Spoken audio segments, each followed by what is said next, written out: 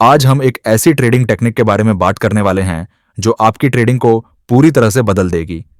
अगर आप सोचते हैं कि सिर्फ एक टाइम फ्रेम देखकर ट्रेड करना काफी है, तो आज मैं आपको बताऊंगा कि आप कितना बड़ा अवसर गंवा रहे हैं।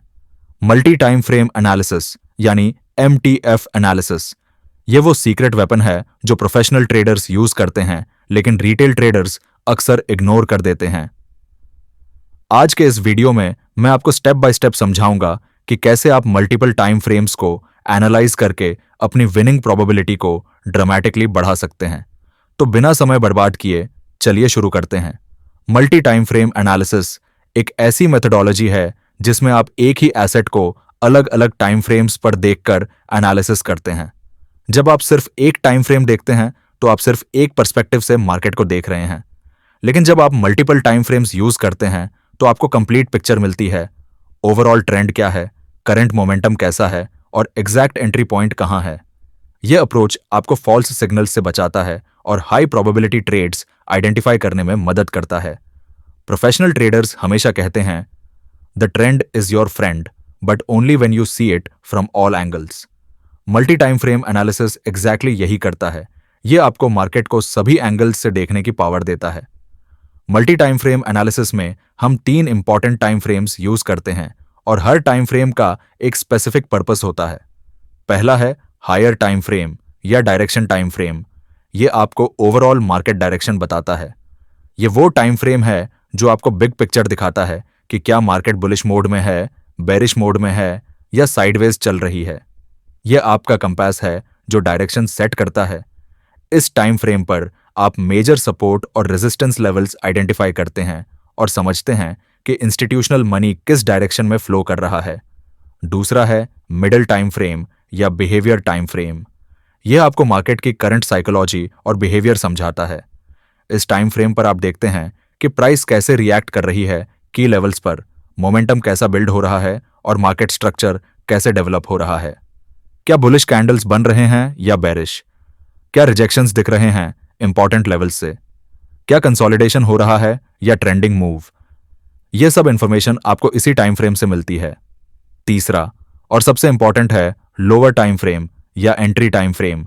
यह वो टाइम फ्रेम है जहां आप एक्चुअल ट्रेड एंट्री लेते हैं। इस टाइम फ्रेम पर आप प्रिसाइज एंट्री पॉइंट्स फाइंड करते हैं, टाइट स्टॉप लॉसेस सेट करते हैं और best risk reward ratio achieve करते हैं। यह टाइम फ्रेम आपको टाइमिंग देता है, एग्जैक्टली कब एंटर करना है और कब एग्जिट करना है। अब सवाल आता है कि कौन से टाइम फ्रेम्स चूज करें। यह पूरी तरह से आपकी ट्रेडिंग स्टाइल पर डिपेंड करता है। अगर आप स्विंग ट्रेडर हैं तो आप डेली को डायरेक्शन के लिए, 4 आवर को बिहेवियर के लिए और 1 आवर को एंट्री के लिए यूज कर सकते हैं। अगर आप इंट्राडे ट्रेडर हैं तो 1 आवर डायरेक्शन के लिए, 15 मिनट बिहेवियर के लिए और 5 मिनट एंट्री के लिए परफेक्ट रहता है। स्कैल्पर्स के लिए 15 मिनट, 5 मिनट और 1 मिनट का कॉम्बिनेशन बेस्ट काम करता है। चलिए अब प्रैक्टिकल एग्जांपल के साथ समझते हैं। मान लीजिए हम इंट्राडे ट्रेडर्स हैं तो हम 1 घंटे चार्ट से शुरुआत करेंगे। यह हमारा डायरेक्शन टाइम फ्रेम है। जब आप 1 आवर चार्ट खोलते हैं तो सबसे पहले यह देखना है कि ओवरऑल ट्रेंड क्या है। बहुत सारे ट्रेडर्स की सबसे बड़ी गलती यह होती है कि वो पूरा हिस्ट्री एनालाइज करने लगते हैं।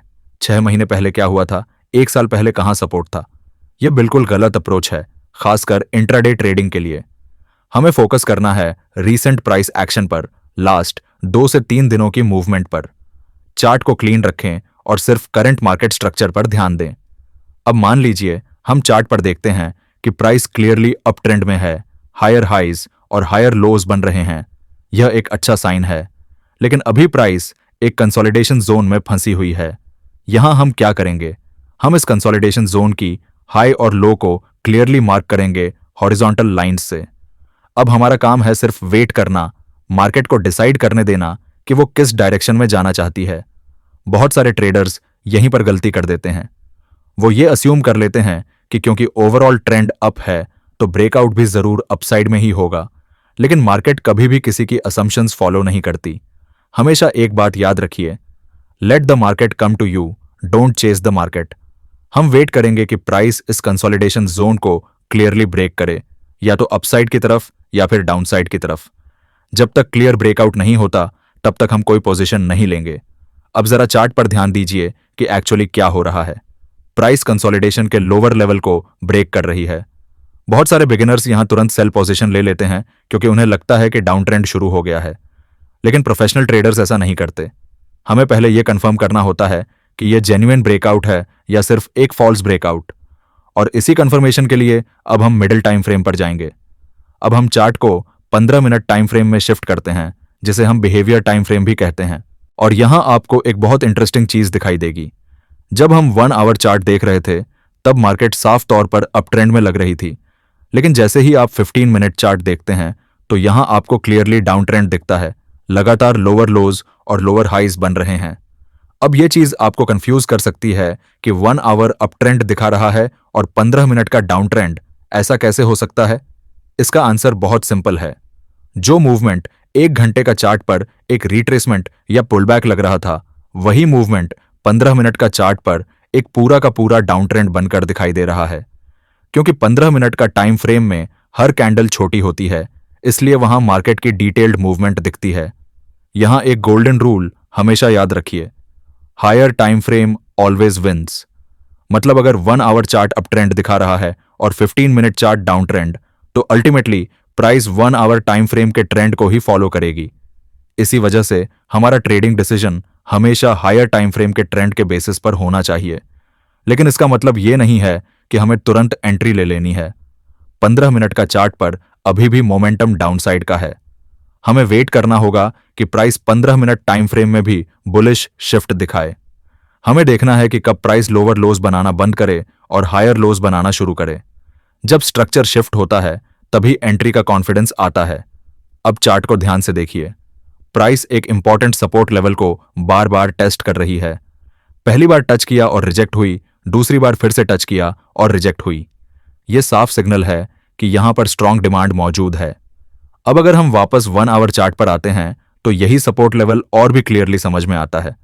देखिए, यहां कैंडल्स में नीचे की तरफ लॉन्ग विक्स बन रही हैं, जो ये दिखाती हैं कि बायर्स हर बार नीचे से प्राइस को पुश कर रहे हैं, यानी बायर्स एक्टिव हैं। लेकिन इसके बावजूद अभी हमें एंट्री नहीं लेनी है, क्योंकि 15 मिनट का चार्ट पर ट्रेंड अभी भी बियरिश है। हम पेशेंस रखेंगे, मार्केट को कंफर्म करने देंगे और परफेक्ट सेटअप का वेट करेंगे। ट्रेडिंग में जल्दी नहीं, क्लैरिटी सबसे ज्यादा जरूरी होती है।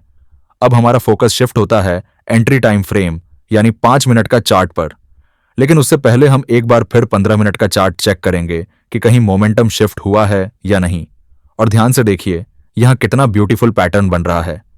प्राइस ने सपोर्ट लेवल को अच्छे से होल्ड किया है और अब एक स्ट्रॉन्ग बुलिश कैंडल बनी है जो प्रीवियस स्विंग हाई को ब्रेक कर रही है।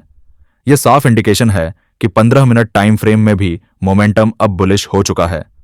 अब सिचुएशन बिल्कुल क्लियर है। 1 आवर चार्ट पहले से अप ट्रेंड में है और 15 मिनट चार्ट भी बुलिश हो गया है।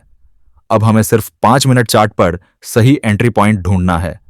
जब आप 5 मिनट चार्ट पर शिफ्ट करेंगे तो आपको दिखाई देगा कि प्राइस अभी अभी एक रीसेंट हाई बना चुकी है। अगर आप यहां तुरंत बाय कर लेंगे तो आपका स्टॉप लॉस बहुत दूर हो जाएगा और रिस्क रिवॉर्ड रेशियो खराब हो जाएगा। इसी वजह से स्मार्ट ट्रेडर्स कभी भी चेज नहीं करते, बल्कि पुल बैक का वेट करते हैं। हम चाहते हैं कि प्राइस थोड़ा नीचे आए, उसी सपोर्ट जोन तक जिसे हमने 1 आवर और 15 मिनट टाइम फ्रेम पर आइडेंटिफाई किया था। और देखिए, प्राइस बिल्कुल वैसा ही बिहेव कर रही है। वह यहां कंसोलिडेट कर रही है और धीरे धीरे रिट्रेस हो रही है। लेकिन यहां भी हमें जल्दबाजी नहीं करनी है। सिर्फ लेवल टच होना काफी नहीं होता, प्राइस को पहले यह दिखाना होता है कि वह इस लेवल को रिस्पेक्ट कर रही है। इसलिए हम वेट कर रहे हैं एक कॉन्फर्मेशन कैंडल का, ऐसी कैंडल जो साफ साफ दिखा दे कि बायर्स दोबारा एक्टिव हो चुके हैं। अब 5 मिनट का चार्ट को ध्यान से देखिए। प्राइस सपोर्ट जोन को टच करती है और वहीं एक स्ट्रॉन्ग बुलिश एनगल्फिंग कैंडल बन जाती है। यही हमारा सिग्नल है।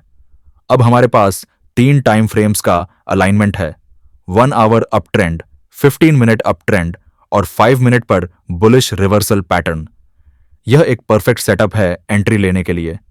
हम इस बुलिश कैंडल के क्लोज पर बाय एंट्री लेंगे। अब बात करते हैं स्टॉप लॉस की। स्टॉप लॉस हम इस कैंडल के लो से थोड़ा नीचे रखेंगे ताकि नॉर्मल वॉलेटिलिटी में हमारा स्टॉप लॉस हिट ना हो। और टारगेट कहां रहेगा?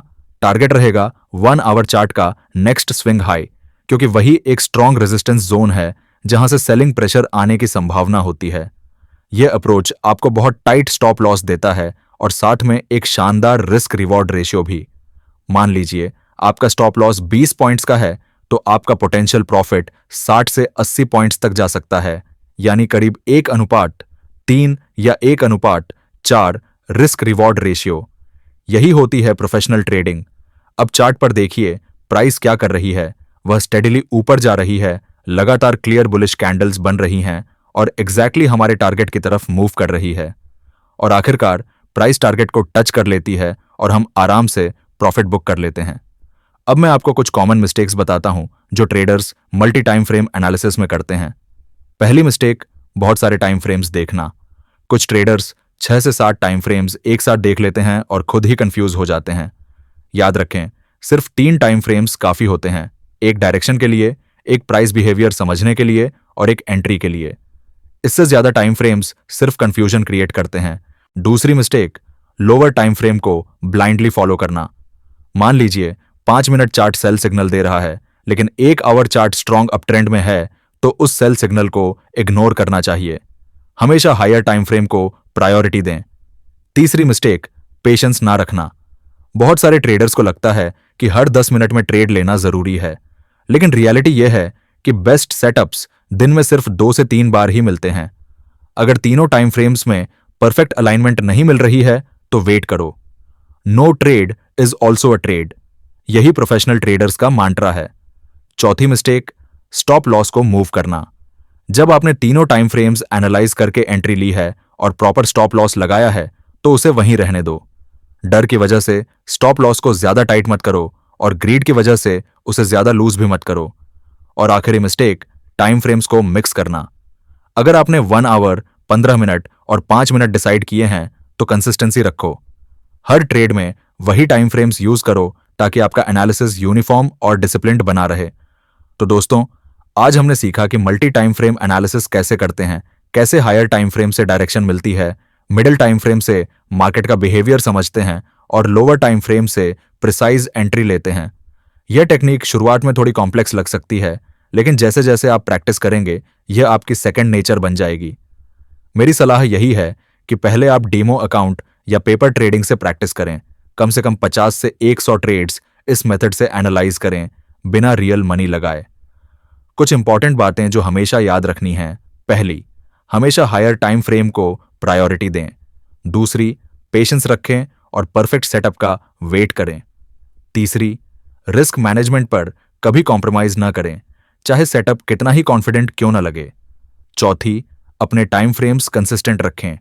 और पांचवीं, एक प्रॉपर ट्रेडिंग जर्नल मेंटेन करें। हर ट्रेड की स्क्रीनशॉट्स लें और नोट करें कि क्या काम किया और क्या नहीं। मल्टी टाइम फ्रेम एनालिसिस एक ऐसी स्किल है जो टाइम के साथ डेवलप होती है। शुरुआत में आपको लगेगा कि बहुत ज्यादा काम है, 3-3 चार्ट्स देखने हैं, इतनी सारी चीजें एनालाइज करनी है। लेकिन ट्रस्ट मी, 1 महीने की रेगुलर प्रैक्टिस के बाद यह प्रोसेस काफी हद तक ऑटोमेटिक हो जाएगा। आपकी आईज ट्रेन हो जाएंगी कि कहां अलाइनमेंट है और कहां नहीं। अगर आपको यह वीडियो हेल्पफुल लगी हो तो लाइक करें, अपने ट्रेडर फ्रेंड्स के साथ शेयर करें और चैनल को सब्सक्राइब करना मत भूलिए। कमेंट्स में बताइए कि आप अपनी ट्रेडिंग में कौन से टाइम फ्रेम्स यूज करते हैं। मिलते हैं नेक्स्ट वीडियो में एक और पावरफुल स्ट्रैटेजी के साथ। तब तक के लिए हैप्पी ट्रेडिंग और हमेशा डिसिप्लिन्ड रहिए।